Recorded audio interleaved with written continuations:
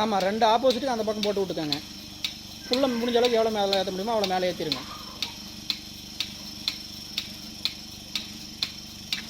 மேலே ஏற்றிட்டு அந்த இது கீழே இறக்கி விட்டிங்கன்னா தான் கீழே பிடிச்சிக்கும். அப்படியே யார் அங்கே போய் நிற்கணும்.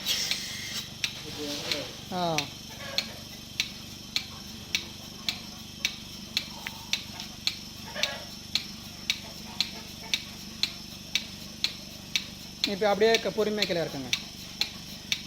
இன்னும் கொஞ்சம் லைட்டாக விட்டுருங்க. அவ்வளோதான்.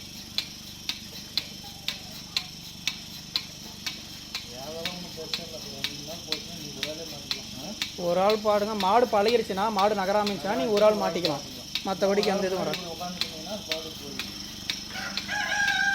2 மாட்டுக்கு ஒரு டைம் கேனை மாற்றிக்கணும். நீங்கள் ரம்பி இல்லைன்னா போயிடுச்சுன்னா மோட்டர் ஃபால்ட் ஆகிடுறாங்க. வெட்டணும் பாருங்க, இந்த ஓசுக்குதில் ரம்பிடுச்சுன்னா இதில் அப்படியே ரத்தி காற்று வரத்துக்கு போயிருமா உள்ள.